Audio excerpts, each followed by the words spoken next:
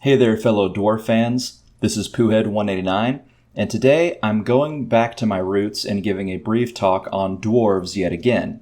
People who have followed this channel for some time know that dwarves are my favorite fantasy race, aside from lizardmen, and I always feel like they don't get enough spotlight or enjoyment in various fictional universes. So today, we're going to be discussing what little we know about a special dwarf in Tolkien's Legendarium, which is essentially the entirety of Tolkien's fictional universe, as well as a few other dwarves connected to him. Today, we're going to be discussing Telchar, who is generally considered the greatest smith of the dwarves, or at least one of the greatest, which is really high praise. While elven crafts tend to be focused on in Tolkien's works and The Lord of the Rings, such as Feanor and the Silmarils, the dwarves are, of course, hailed for their smithing and the creations they could make. In fact, Telchar is responsible for some of the most important items in The Lord of the Rings, almost up there with the One Ring itself and the Silmarils, like I said, forged by Feanor, often called the greatest elf smith other than his descendant, Celebrimbor.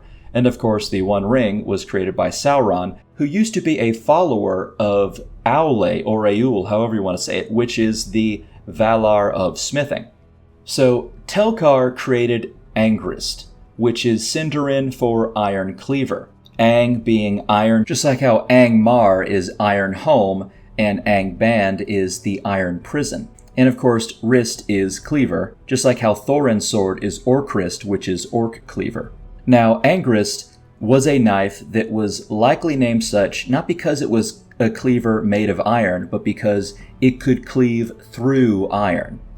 The knife cut through the iron crown of Morgoth, a crown literally made by the original Dark Lord himself, the one that ruled over Sauron, and was used to house the legendary Silmarils. The knife broke, meaning Angrist, but it still managed to pierce the great work. Telchar also forged Narsil, the legendary sword wielded by Elendil. And of course, you likely know this, but Angrist was wielded by Beren, and he was the one that helped cleave the Silmaril from the Iron Crown.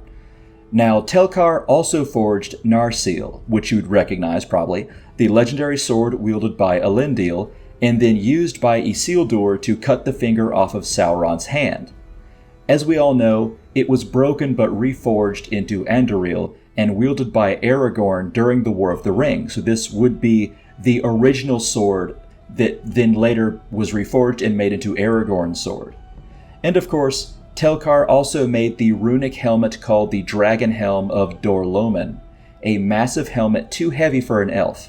It was said that a power lay upon the runes that protected its wearer from wounds and struck fear into the hearts of enemies, turning back swords and darts. It was used by Turin Turambar during the feud with the great dragon Glaurung, as well as worn by the great dwarven king Azaghal, who maimed Glaurung during the Battle of Unnumbered Tears. The dwarves with him wore masks that helped them resist dragon flame, and it is possible Telchar made them as well, as Telchar and Azaghal were contemporaries and knew one another. Now, Telchar lived in Nogrod, which is where the Broadbeam dwarves lived. And just so you know, there are 7 clans of dwarves. Most of the time we see Longbeards. That's like 99% of every dwarf we see in the Legendarium, including Gimli. But the Broadbeams were a dwarven clan. We know little about Telchar's personal life, but he did live during the First Age.